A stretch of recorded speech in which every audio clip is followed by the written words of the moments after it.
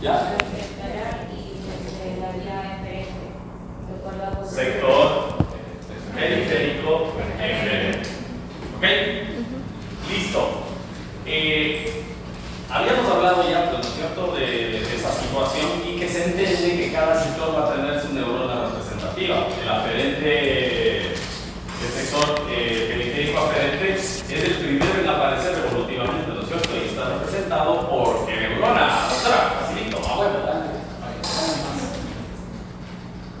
Doctorita, dos cositas, perdón. No es que soy atorrante, ya sí estoy viejo, entonces ya también ya tengo cositas que no la toso, sí, pero dos cosas. Hace un momento pedí al doctor que se me cubra la cabeza. ¿Por qué? Que son los reglamentos universitarios, ustedes están en un aula, yo no puedo saber si es que ustedes un rayo, un choro o un estudiante. No es por denostarle, sino que por educación tiene que descubrirse la cabeza. ¿Sí? Sea caballero o sea dama. ¿Ya? Y segundo es por cuestiones de seguridad, porque el cuerpo docente y discente tiene que quedar registrado en cámara. ¿Ok? Mientras esté en clase. Segundo, lo que decíamos, ¿no? Si es que se les pide por favor que cuiden las instalaciones, tratemos de sentarnos como gente. Yo estoy balanceando en la silla va a ceder y se va a estropear. ¿Ya? La siguiente cosa que estábamos hablando, ¿cuál era? El rato que estamos desarrollando la clase, sugerencia, solamente un concepto sano. ¿Sí? Este concepto te doy porque feliz del tema los oídos. Verá, si es que usted está recibiendo la clase, trate de concentrarse o prestar atención a lo que se está discutiendo acá. Si usted lo vino leyendo y animó, no se ponga a tratar de pescar esos apuntes porque se pierde del resto de datos.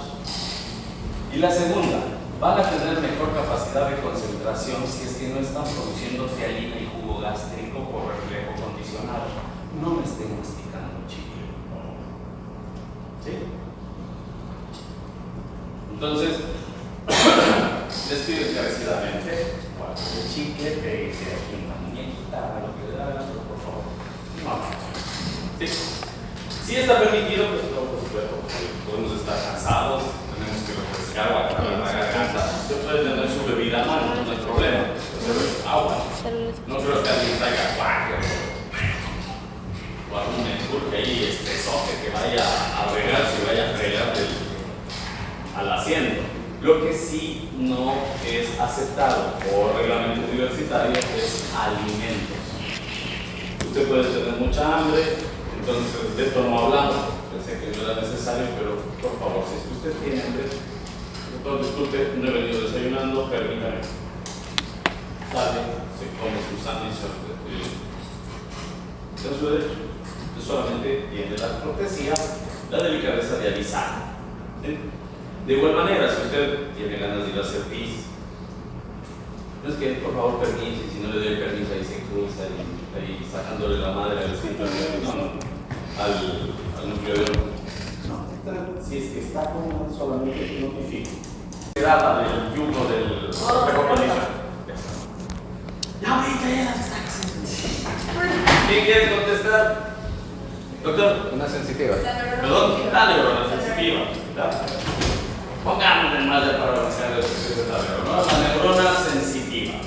Esta recluta a una neurona motora y después recluta a un grupo múltiple, variado, interconectado, que se va a multiplicar mucho y que va a dar origen al sistema nervioso central, que es el sector intercalado. ¿Ya? Entonces, ya con esas directrices sabíamos que si es que es un organismo que tiene un eje, es la tendencia habitual, salvo en animales como los pulpos y los calamares, de los que hicimos la mención, ¿no es cierto?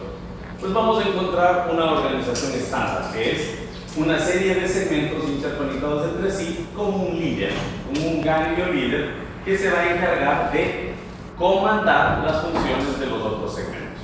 Entonces, con estos principios vamos a echar lectura de esos componentes para darles un poquito de orden, para que queden ya cimentados. Voy a pedirle entonces su ayuda, doctora, para que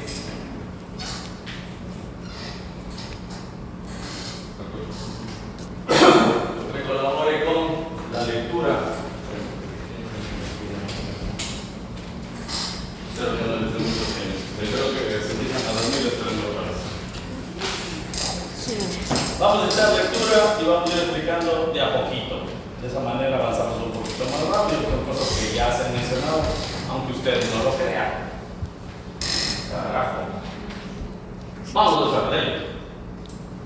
Empecemos. Análisis funcional de los planes de organización horizontal y vertical. Ese componente cefálico suele ser el extremo de exploración y por eso también próximo al tubo digestivo.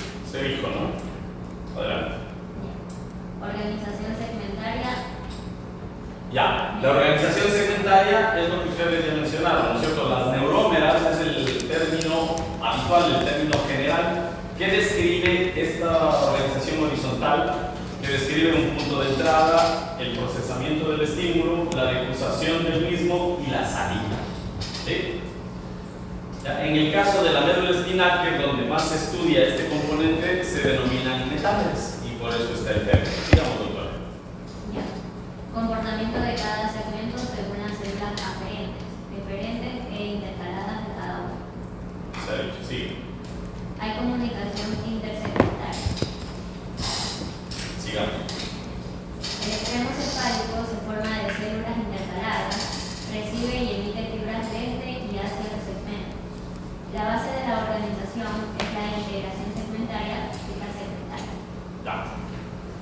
¿Está claro lo que se ha dicho ahí? ¿Hay alguna cosa que digan? Adelante. Las metámeras es otro nombre de neurómeras. No. Las metámeras son las neurómeras de la médula espinal. ¿Sí?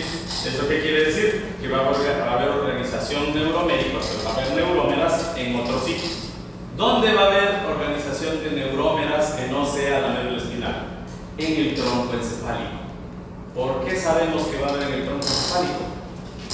Porque mientras las metámeras organizan horizontalmente al sistema nervioso periférico y central de los nervios raquídeos, el tronco encefálico tiene organización horizontal para los nervios craneales. Entonces ahí ya no se van a llamar metámeras, sino que se van a llamar rombómeras y mesómeras. ¿Sí? ¿Por qué se llaman así? Porque se forman en el romboencéfalo y en el mesencéfalo, que son partes del tronco encefálico. Son rombómeras y, disculpe. Rombómeras y mesómeras. No se apresuren, no se preocupe si no está todo eso. Capte la idea, si es que no la notó, no se preocupe, solamente un adelanto para que comprendamos lo que estaba preguntando la doctora. Seguimos. Doctora, por favor, dime una mano. Sistema nervioso del ser humano.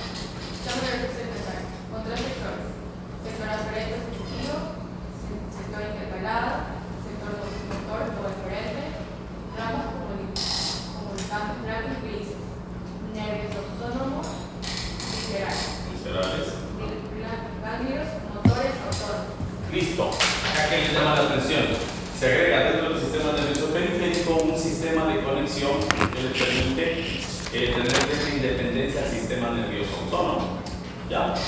El sistema nervioso autónomo es la representación de la parte eferente periférica, ¿cierto? Entonces va a tener su ganglio ahí. ¿Ok?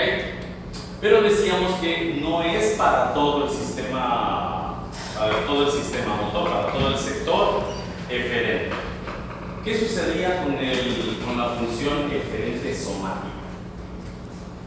Pero cuando hablamos del sistema nervioso autónomo, estamos hablando del sistema, la función eferente visceral, ¿no es cierto? Entonces tenemos ganglios autónomos. ¿Qué pasó con la función somática? ¿Alguien recuerda? ¿Qué dijimos que pasaba con la neurona somática?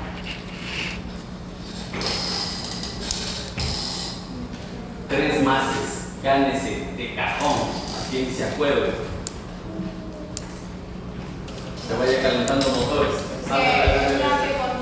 Levánteme la mano y espera que vaya la palabra. Ya, es la que conduce los impulsos motores del sistema nervioso central hacia lo que es el músculo esquelético. Entonces, ¿qué fue lo que pasó con esa neurona? ¿Dónde está el ganglio de esa neurona? En el centro, el centro intercostal, ¿no? Centro intercostal. Ve,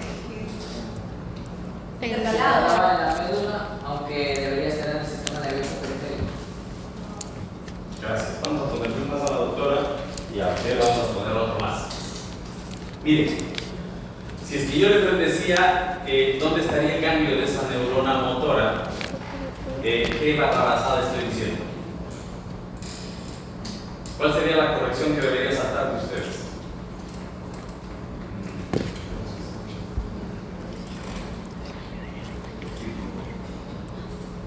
¿Puede repetir la pregunta? Cuando yo pregunté, bueno, ¿dónde está el ganglio de la motoneurona somática?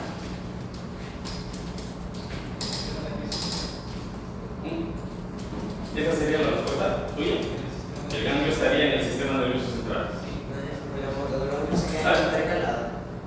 ¿Perdón? ¿Hay alguna incoherencia en lo que se está diciendo? ¿O todo está bien? Entonces, entenderíamos que hay un ganglio con la motoneurona somática que está en el sector intercalado.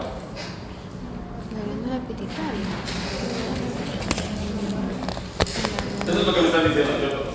Mi pregunta, repito. Mi pregunta es, ¿dónde estaría el ganglio que contiene a la motoneurona somática?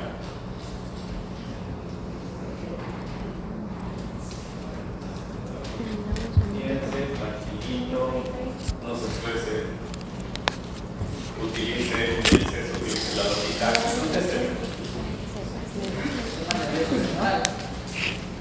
En el sistema nervioso central. Ya, ¿hay incoherencia o no en eso? Pero es que sí, ¿verdad? O sea, él dijo que en la célula motora está el cable cerebral. El doctor dice entonces que hay un cambio en el sector intercalado del sistema nervioso central. Alguien por ahí me dijo que hay incoherencia. ¿Quién dijo eso? ¿Hay incoherencia? ¿Alguien me dijo que hay incoherencia? Doctor. La motoneurona no es somática.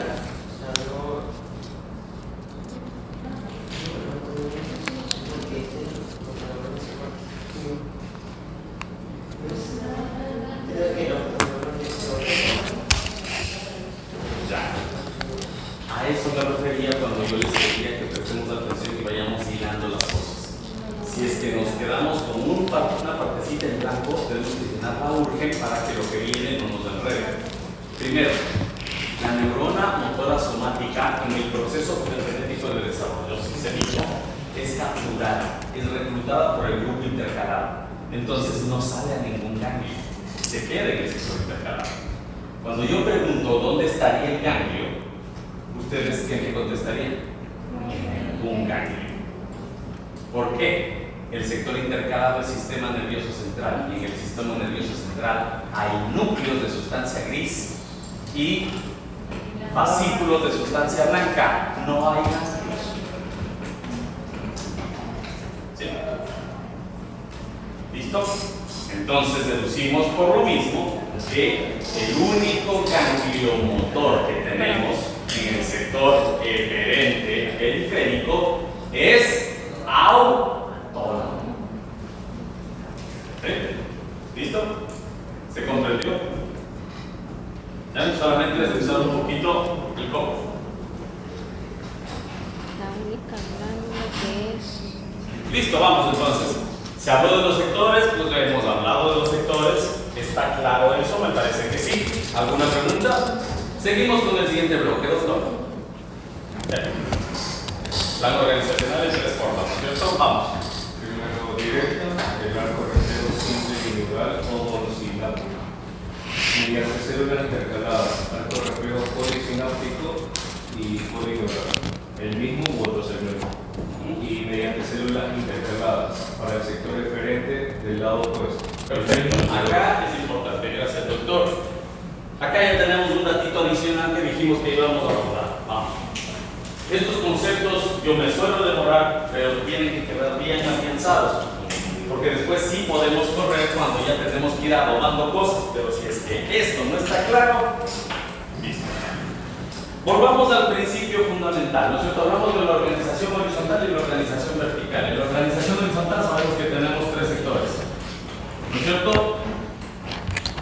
Periférico aferente, periférico eferente, sector intercalado. Esto es sistema nervioso central, sistema nervioso periférico, sistema nervioso periférico. ¿Cierto? De aquí, este sector, el sistema nervioso central, también se proyecta dando una organización vertical, ¿no es cierto? Cada cada segmento de organización horizontal se organiza en porciones, ¿no? En anillitos, en segmentos, lo que toma el nombre de neurómero. Estas neurómeras no están aisladas, necesitan interconectarse entre sí. Entonces, la neurómera de este nivel va a estar en contacto con la neurómera de este nivel, con la neurómera de este nivel. Pero no basta que conversen entre sí, sino que tienen que mantener un líder, un eje o un ganglio líder. Y este ganglio de comando no tiene distribución periférica, o sea, no tiene 3 sectores, porque se encarga de recibir aferencias de los diferentes segmentos, de lo que están conversando entre sí, de niveles inferiores que pueden funcionar como subcomandos, como niveles intermediarios, y también envía órdenes y regulaciones a los otros centros de mando y a los diferentes segmentos, dando lugar al sector o al sistema nervioso segmentario y al sistema nervioso suprasegmentario. ¿Sí? Hasta ahí está todo bien, ¿no es cierto? ¿Para qué resulta? Necesitamos de la conexión interneuronumérica, de los segmentos, la conexión intersegmentaria, para que puedan funcionar en conjunto. Como somos seres vivos simétricos, se vuelve necesario también que la información de un lado se cruce con la información del otro lado y empiezan a aparecer patrones de decruzación. En algún momento la información que se genera acá se cruza al otro lado, ¿sí? O la información que sube como estímulo de irritación ya tiene que decruzarse al otro lado o tiene que compartirse con la otra mitad del sistema nervioso. ¿Cierto? Hasta ahí estamos chévere, ¿no es cierto? Ya. Dentro de esta organización, entonces, tenemos que entender que va a haber segmentos o comunicación intersegmentaria, comunicación suprasegmentaria aferente y comunicación suprasegmentaria eferente. ¿Listo? ¿Sí? Todo lo que entra por acá tiene que en algún momento subir para que este lo regule y bajar órdenes. ¿Ok? Y además de eso, hay que entender que la organización horizontal, que fue la primigenia, fue después formándose y dando lugar a la vertical, a la organización vertical. Entonces, en esta organización horizontal vamos a encontrar los primeros vestigios de complejificación. ¿Se acuerdan el circuito del que hablamos al inicio? ¿Qué decíamos en ese circuito? Al principio es un pinche foco. Pero si a ese foco le agregamos algunos circuitos, puedo hacer que con la luz sube el volumen. Sube la intensidad de la luz, baja el volumen, ¿no es cierto? Prendo la pantalla, le pongo un filtro, ¿no? Entonces, ¿cómo logro eso? Agregándole circuitos, agregándole funciones. Entonces, la primera forma de respuesta, la más básica, es que la neurona sensitiva tenga su neurita aferente, su extremidad o su prolongación aferente, y con su prolongación eferente meta información de estímulo hacia el sector intercalado. Estas células intercaladas, ¿sí?, que tienen ahí metida la neurona motora, hagan que esta neurona motora gestione una respuesta automática. Eso se llama arco reflejo, porque es la forma más básica de respuesta. ¿Sí? En algún momento lo haremos cuando estemos viendo médula espinal y le haremos el reflejo tendinoso en la rodilla. Y eso antes de que ustedes lo hagan, se le levanta la pierna, ¿no? Como los chiflados. Pues bien, eso se produce porque el estímulo de esta neurona genera una respuesta monosináptica. Es una sola unión, una sola comunicación y dos neuronas que participan. Es la forma más básica, es el pinche foco. ¿Sí? Entonces, ¿cuál es el siguiente paso de complejificación de este asunto? Que ese reflejo ya no sea monosináptico, sino que involucre algunos estímulos, ¿sí?, o algunos segmentos. Les doy este ejemplo. Hagamos de cuenta, está aquí un clavo salido y yo pinto, me toco acá. ¿Ya? Resulta que este sector de piel está inervado, recibe la sensibilidad del segmento C4. ¿Sí? C5. ¿Ok? Entonces, ¿qué es lo que resulta? rato que pincho, tengo que regresar la mano. ¿Ya? Pero el estímulo fue a nivel de piel. Entonces, las terminales sensitivas tienen que entrar, suben a la médula, ingresan por el segmento C5, ¿ya? Y tienen que enviar la orden de contracción a C5, pero también a C6. Y mandar una notificación de relajación para inhibir a C7. ¿Por qué? Necesito contraer el bíceps y relajar el tríceps. Ahora digamos que no fue aquí el pinchazo, sino que fue en este sector de la mano. Esto es C8. Entonces me quemé, igual regreso, pero entra por C8 y la respuesta sigue siendo C5, C6, C7. ¿Qué es lo que sucedió? La información entró por un sector, pero tuvo que necesitar de estas neuronas primero para seleccionar cuáles son las que tienen que inhibirse, cuáles son las que tienen que activarse y cuáles son las que tienen que, en último término, generar contracción o relajación. ¿Sí? Y eran niveles completamente diferentes. El pedacito de médula de C8 está a la altura del segmento C8, con el nervio C8. Pero tuvimos que subir la información a C5, C6 y C7. ¿Sí?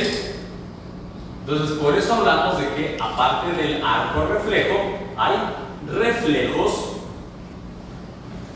polisinápticos.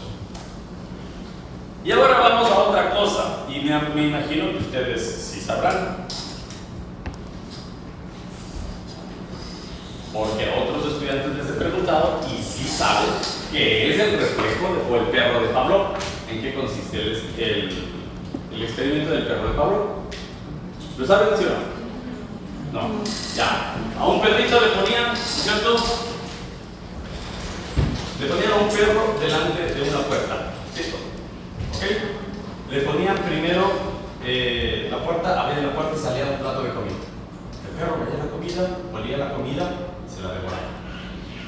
Después de varias veces de hacer eso, ponerle al perrito a una hora determinada. ¿Dónde es la hora? Ahí en el lado. Sí. Me valió. Es focoso porque en el chat de docentes les puse, por favor, arreglen la luz cielítica. Pero el corrector puso, arreglen la luz sifilítica. No está tan mala luz para que valid. Entonces, bueno, vamos a esto. Entonces al perrito primero le hicieron algunas veces que le sacaban la comida a una hora determinada. Luego al perro le ponían la comida, pero primero le ponían una cortina. Entonces el perro olía. Y ya era esa hora más o menos. Y le sacaban la comida. Entonces abrían la cortina y el perrito veía la comida y se la comía. Después le ponían la cortina, sacaban la comida a una hora determinada y a esa hora exacta sonaba una campana. ¿Sí? ¿Qué es lo que sucedía? Cada vez que le sacaban la comida, antes de que agregaran todas esas cosas, el perro obviamente veía la comida y salivaba. ¿Sí? ¿Por qué? Porque el perro, ante el estímulo olfatorio y visual del alimento, secretaba saliva. La secreción salival es autónoma, ¿no es cierto? Sí, entonces no es fuera de la voluntad. ¿Listo? De alguna manera dijimos también que la vía aferente es común. ¿Se acuerdan? La vía aferente, la neurona sensitiva, es común. La única que cambia es la neurona motor, que puede ser la que está metida en el sector intercalado, que es la somática, o la neurona del ganglio autónomo. ¿Verdad? Entonces va el perrito y las siguientes veces ponen la cortina, ya no sacan la comida y tocan la campana. ¿Qué es lo que sucedió con el perro? Ya no había el estímulo visual, ahora no había el estímulo tampoco olfatorio porque no estaba la comida, pero estaba la sonada de la campana. ¿Qué pasó con el perro? Salivó. ¿Por qué? En el registro sensorial, que es único, el perro, al escuchar la campana, asoció que ya era hora de comer. ¿Sí? Entonces, se da un vínculo en el que necesito la información que subió acá y registró en mi corteza para llegar a estimular también reflejos del sistema nervioso autónomo. ¿No? Ya llegan las 2:30 y todo se deprime. Ya se da la depresión. Entonces, no llega feliz, pero no, igual ya son las 2:30. Así vea que no llega. Porque hice reflejo condicionado. Entonces, un reflejo condicionado ya implica una serie de repeticiones que han incluido estos elementos de percepción y procesamiento central. Entonces, a eso nos referíamos con los sectores y los segmentos. Miren ustedes entonces acá, en esta imagen, lo que habíamos estado diciendo desde el principio. ¿No? Vean en la lombriz como el ganglio central, el ganglio suprasegmentario está alrededor de la faringe. Siempre está en el sector donde están las funciones vitales, ¿no? Necesitamos respirar y comer. En los peces, las branquias y la boca también están donde está el cerebro. ¿Okay? Vemos la rana, vemos al lado el sistema nervioso del hombre y podemos encontrar ya pues cómo se ha establecido la organización horizontal de estas neurómeras, en cuyo caso van a ser obviamente metámeras. En los nervios craneales estaremos hablando de rombómeras y mesómeras, y acá tenemos al cerebro conformado por lo que sería el sistema nervioso suprasegmental, que ya no tiene nervios tal cual para recibir información, sino que se encarga de recibir los informes de otros componentes sensoriales de los segmentos y generar órdenes y respuestas. Esto tiene sus excepciones, no es para confundirles ahorita, ¿sí? Pero hago un pequeño paréntesis. El nervio olfatorio y el nervio óptico, ustedes les habrán estudiado en el colegio, que son nervios craneales. Pues yo vengo a destruir desde su infancia diciéndoles que son falsos nervios craneales, porque no son nada más que gemaciones cerebrales, prolongaciones del sistema nervioso para percibir estímulos sensoriales que le permitan procesar mejor su trabajo. A tal punto que el nervio olfatorio tiene su cerebro propio. El nervio olfatorio y una parte de corteza temporal forman lo que se llama el rinencéfalo o corteza reptiliana. No es que somos reptilianos, somos la piel, somos como velas, ¿okay? Esa parte de corteza la tenemos desde que éramos serpientes o desde que éramos reptiles. En nuestro proceso de evolución teníamos esas características. Y precisamente es la que se encarga de los procesos más básicos de instinto y respuesta refleja. Y el nervio óptico manda su información directamente al tálamo sin mediar segmentos para estimular al tálamo. Y la vía visual tiene íntima relación con otro componente que es el sistema límbico. Tanto el nervio óptico como el nervio olfatorio tienen relación con respuestas instintivas, reflejas, muy potentes y relacionadas con subsistencia. No era todos los nervios, pero estos, curiosamente, no son nervios reales. Cerramos paréntesis y continuamos. Salvo estas excepciones que habíamos mencionado, que ya enfatizaremos para que se den cuenta que no rompen las reglas, sino que más bien la confirman, tenemos al sistema nervioso organizado en neurómeras, organización horizontal, y al sistema nervioso segmentario y suprasegmentario que reflejan la organización vertical.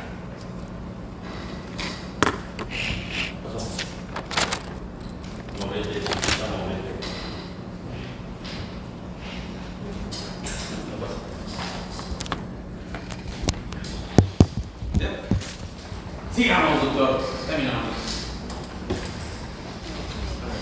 Sistema nervioso suprasegmental aparece como un desarrollo interior del sector intercalado en la extremidad unidad cefálica o anterior del seno. Corresponde por relevo evolutivo a lámina cuadrigémina y encéfalo, cerebelo y telencéfalo. Esto explica el desarrollo de órganos de los tejidos y nervios craneales más sofisticados relacionados con estos niveles. El sector intercalado es altamente complejo. Es altamente complejo. Las aferencias y eferencias son resultado de interconexiones ascendentes y descendentes. Acá va una analogía que he utilizado mucho, les agrada bastante a mis estudiantes, espero que ustedes, siendo mis estudiantes, también. Vamos a poner con la idea o con la analogía de que esto, que es el sistema de organización del sistema nervioso, valga la redundancia, es como una pequeña zapatería. Entonces, Don Bunky, el señor que compró los zapatos, Bunky tenía su tallercito, ¿no? Y estaba construyendo. Resulta que el señor le iba tan bien que ya necesitaba trabajar un poquito más, hacer crecer la empresa. Entonces ya no era solamente el tallercito neuromédico de un bloquecito en la esquina. Él decide hacerse un pequeño edificio. ¿Ves? Entonces con sus hijos monta un edificio de unos 3 pisos. Tenemos 2 segmentos, la planta baja, el primer piso, en donde van a estar las máquinas, ahí el punto donde entran los camiones y el punto donde salen para la distribución de la zapatería. Ya. En el siguiente segmento tenemos un área ya más organizada en la que la información de los pisos inferiores o del piso inferior de la planta baja se conecta con algunos administradores para que vigilan cómo funcionan las máquinas y que le pasan informe al señor Bunky. ¿Ok? Hasta ahí esto estaba organizadito ahí bonito en un edificio de 3 pisos. Bueno, pues el señor Bunky dice, no se tiene que crecer, entonces vamos a hacer un edificio de 5 pisos. Ya hay varios segmentos, hay varios niveles de fábrica. Los 3 primeros pisos hacen prácticamente lo mismo, hacen que entren los insumos, se procesen en la maquinaria y sale el producto hecho. Pero quien decide qué tanto produce cada uno de los pisos es el señor Bunky. Ahora, el señor Bunky, que está en el último piso, necesita de la ayuda de sus hijos.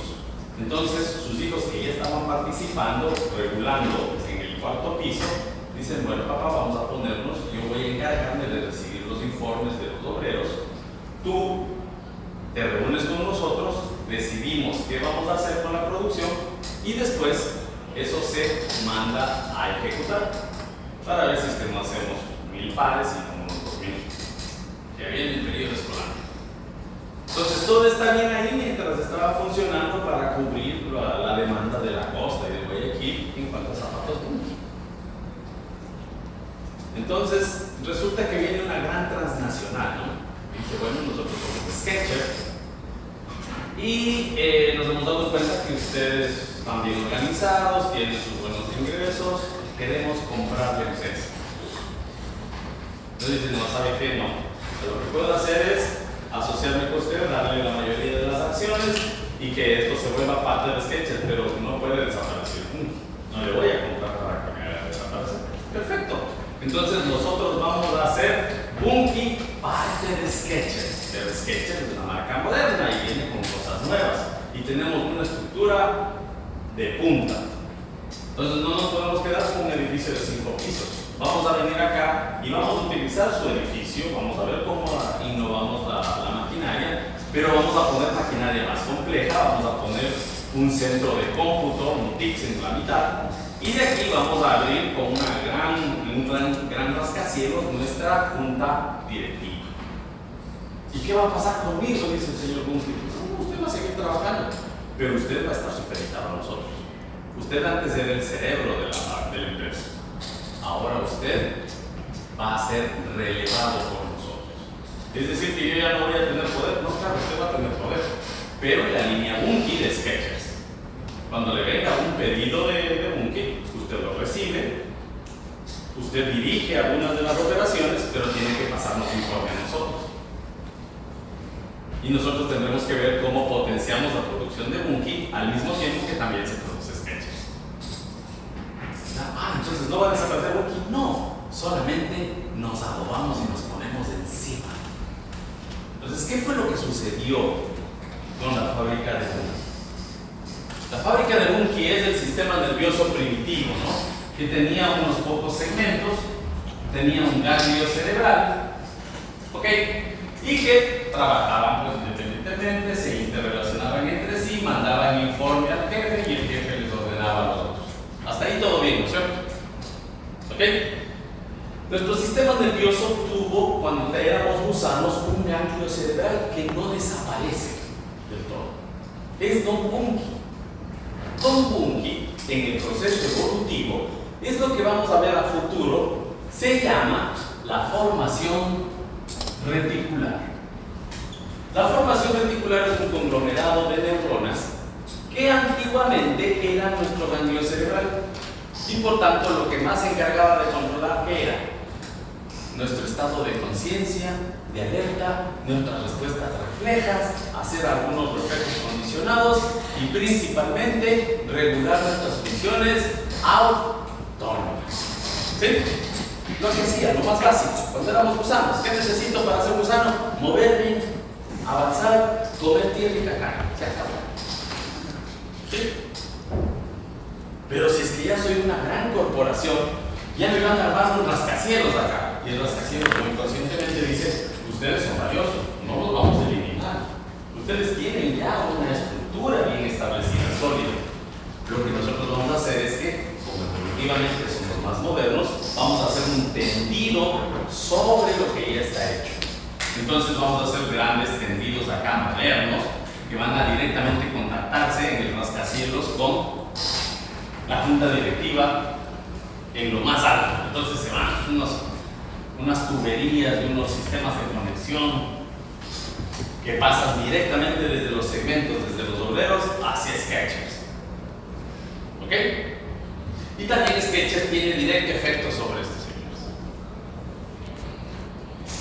Pero Bunky, que sigue siendo parte de eso, o sea, el sistema nervioso autónomo y esos reflejitos por ahí antiguos, que siguen estando presentes en el día a día del individuo, están todavía aquí recibiendo información, procesándose como un líder, pero este líder ahora le rinde cuentas al jefe, a la base.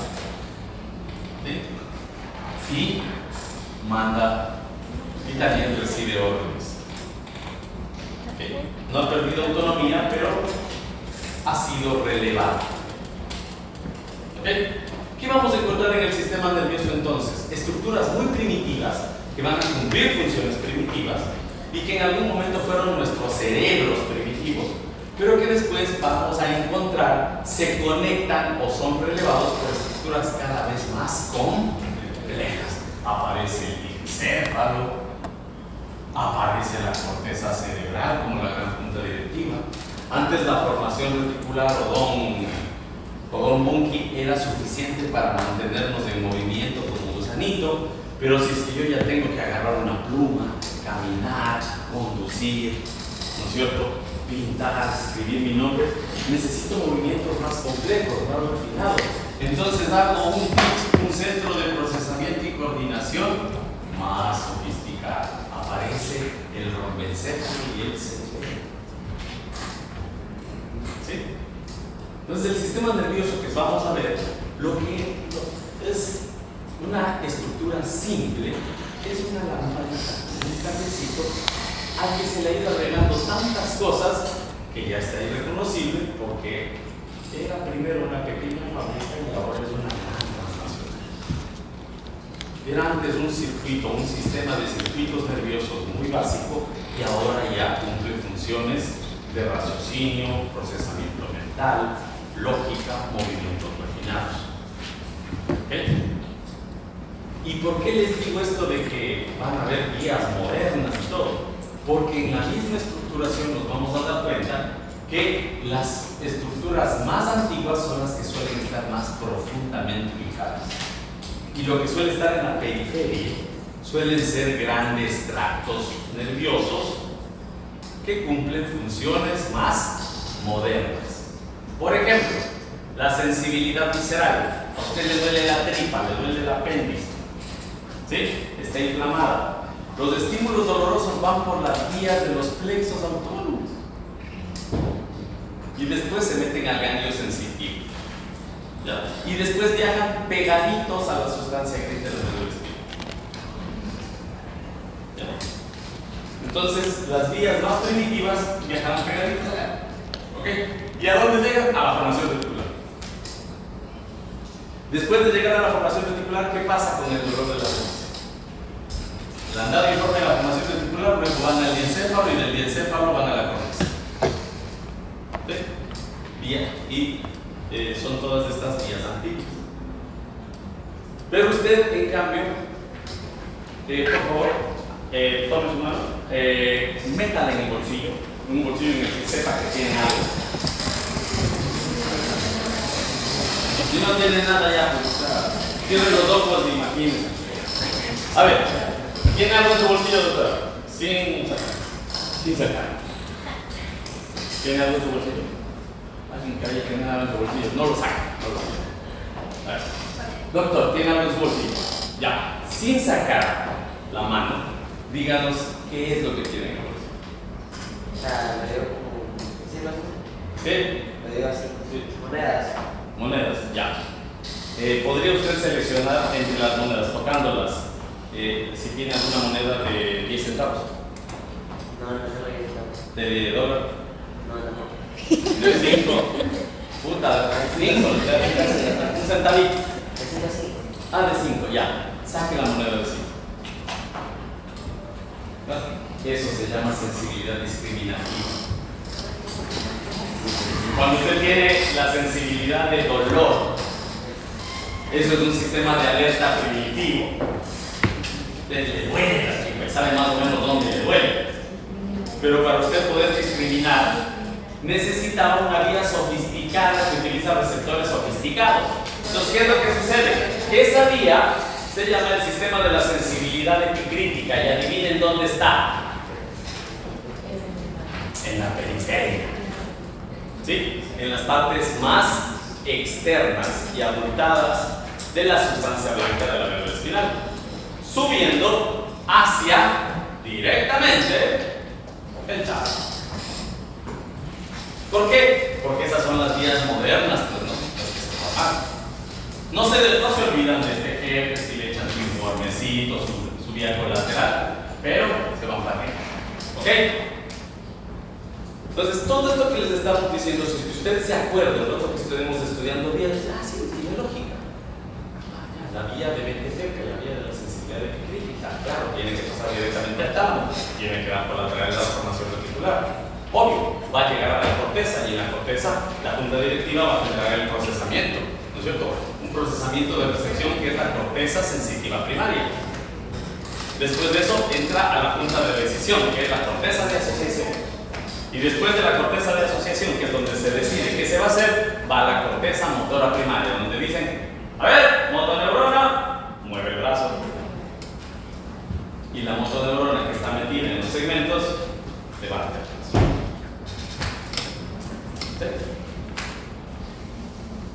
Si estuviéramos hablando de una respuesta como la salivación del perro, ¿qué habría pasado? El perrito en su corteza recibió la información de la campanada, escuchó, le llegó y dijo, ya es hora de comer. Pero como estas vías modernas que van a la corteza también mandan colaterales a las vías primitivas del sistema nervioso autónomo, ¿qué es lo que se produce? Una respuesta que, aunque haya habido conciencia, es automática. ¿Sí? Entonces, aunque haya habido signos sensitivos que hayan subido acá, las órdenes o las colaterales pueden haber afectado al hipotálamo y el hipotálamo hace que se active la secreción salivar vaginal. Entonces, si es que estas ideas muy generales las tenemos claras, cuando ya nos vengan los detalles de los elementos, lo único que tenemos que hacer es encontrar esta organización, estos mecanismos en lo que nos están describiendo.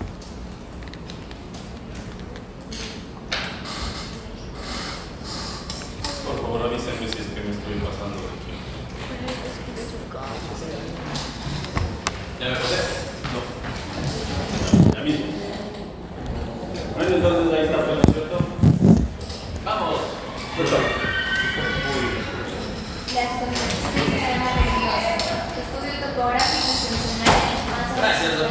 avisar. Ah, sí dijo. Ya. Estudio topográfico y funcional de las masas de sustancia gris y de los ácidos de sustancia blanca cuyo conjunto está macroscópicamente limitado bajo la denominación de sistema nervioso central. Sí, sabemos, ¿no es cierto? Sector intercalado, todo lo que suena entre sector intercalado es sistema nervioso central. Ya, adelante. Las centrales de procesamiento están en la sustancia gris con el pericardio. No. Son. Son el pericardio.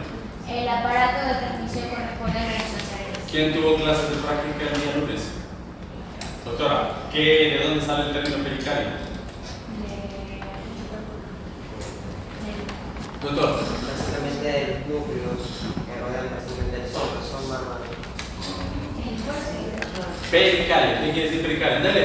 Que la parte de Momento, por favor, a quien dé la palabra, doctor. Soma neuronal. ¿Pero por qué pericardio? Se le dice pericardio porque recubre el núcleo, pero ahora se le llama a en sí todo lo que es el cuerpo de la neurona. Vamos. Gracias, doctor Más. ¿Ya? El término pericardio describe el citoplasma y la membrana, ¿no es cierto? Porque los núcleos no se tenían en las tinciones con las que se estudiaba el sistema nervioso, pero ya quedó acuñado para describir a los cuerpos de las neuronas. Las neuronas están conformadas por un soma neuronal que va a estar apiñado o afincado en el sistema nervioso periférico en los ganglios y en el sistema nervioso central en la sustancia gris, en los núcleos. Y también la neurona va a estar conformada por prolongaciones. En el sistema nervioso periférico forma los nervios, ¿sí? Y los plexos. Y en el sistema nervioso central forma los fascículos, los haces de sustancia blanca. ¿Ok? Listo. Entonces, esa era la aclaración que queríamos hacer. Recordemos, doctores, que hay una situación.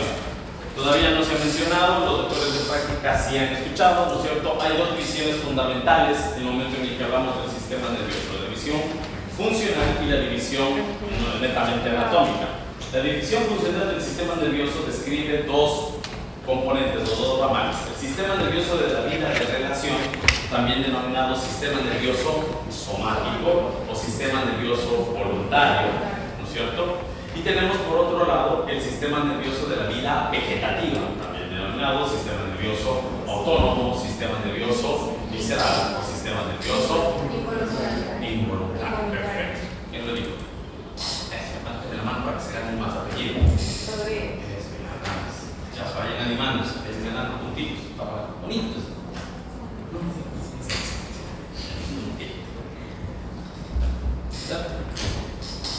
Y una cosa que dejamos bien cimentada en la práctica, que vamos a repetir con ustedes, con los doctores del miércoles, no los doctores de miércoles, los doctores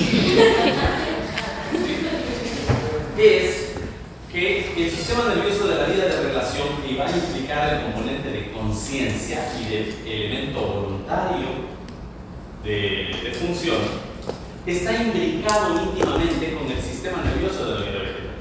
Aunque no parezca, aunque estén separados diametralmente en su forma de responder por un área gris denominada área del instinto. ¿Sí? ¿Por qué? Porque la vía aferente es común, ¿sí? Y la vía aferente determina las respuestas que vamos a tener para preservar el equilibrio interno, para registrar nuevos reflejos y para tener una respuesta voluntaria en ese momento. Entonces se les hacía la acotación de lo que sucede cuando venga su crash, ¿no es cierto? Entonces usted tiene, primero se le acelera el corazón, empieza a sudar, usted no puede controlar eso, ¿no es cierto? Eso es sistema nervioso autónomo puro. Pero ¿por qué se puso así? Porque tuvo una vía aferente que llegó a su conciencia y estimuló la parte emocional de usted. ¿Sí? Es que es tan lindo, es que es tan bello. No sé qué tiene. Es feíto, pero le gusta. Es creída, pero es un ángel. Y al mismo tiempo usted toma una decisión en ese entorno. Mi querida doctora, solamente le pido encarecidamente la próxima vez, solamente diga permiso, para que no nos corten seco.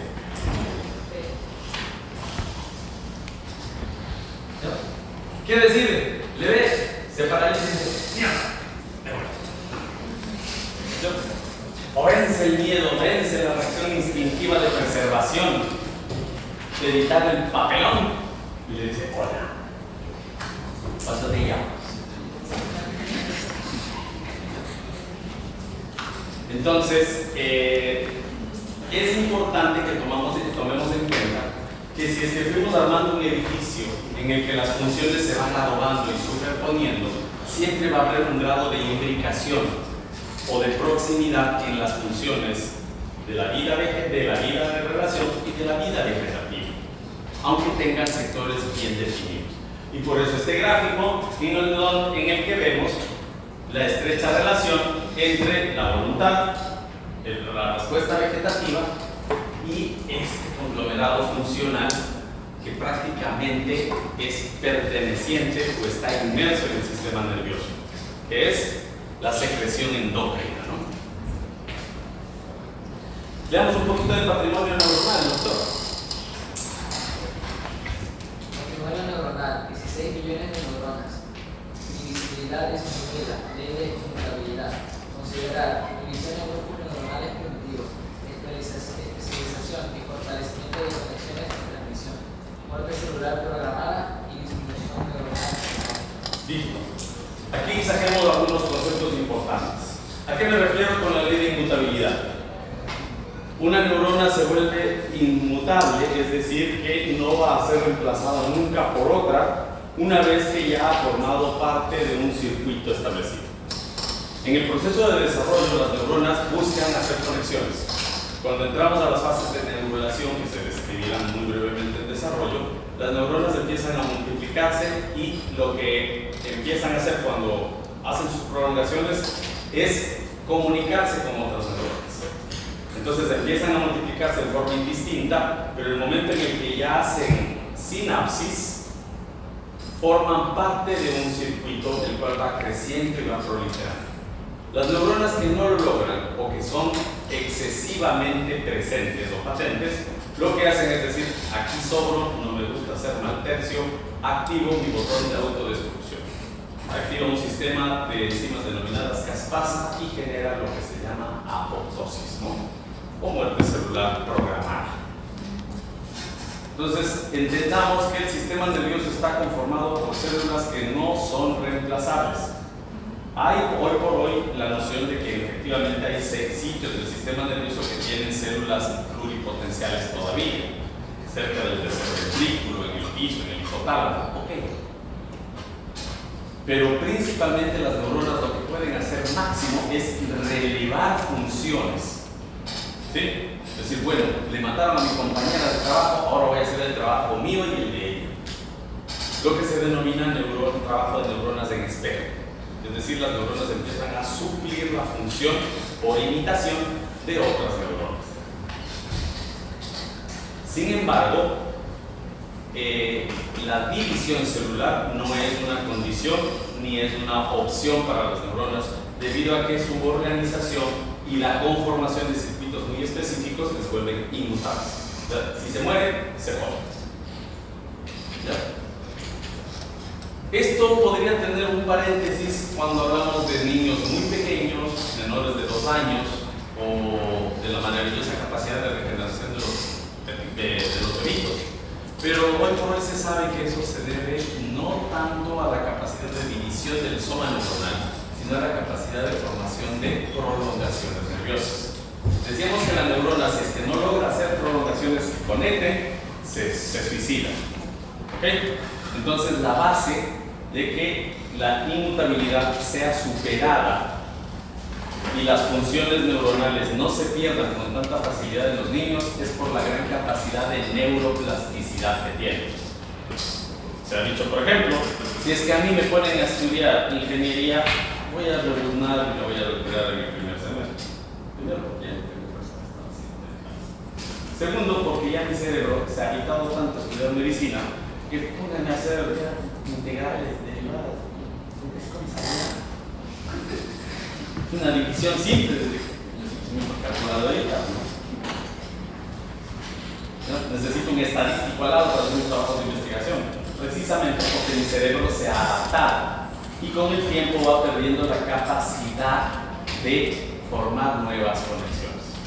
Ustedes están viendo embrioncito, nuevito, de años sus cerebritos de doctores. Tal vez estaban en modo meme, ¿no? Sus neuronas tenían unas conexiones y les decía sacar unos chistes buenazos. Pero esas conexiones tienen que ser reemplazadas, ¿ya? Y remodeladas para que usted tenga la capacidad de estudiar neuroanatomía, materias de medicina, biomedicina, ciencias clínicas, ¿ya? Entonces automáticamente la neurona lo que hace es por imitación y por repetición hacer nuevas conexiones. Entonces la base de la inmutabilidad o de la preservación funcional ante la inmutabilidad es la formación de nuevas conexiones.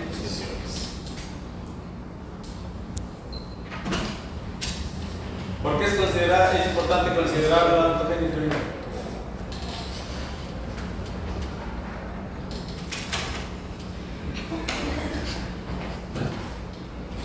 Pero tanto se tiene que volver a pegar. ¿Qué clase de vida?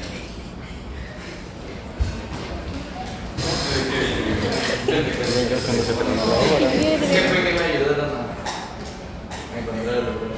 Ya, pero clase de qué? Es de cálculo. Lo que dije. Ya estamos a propósito.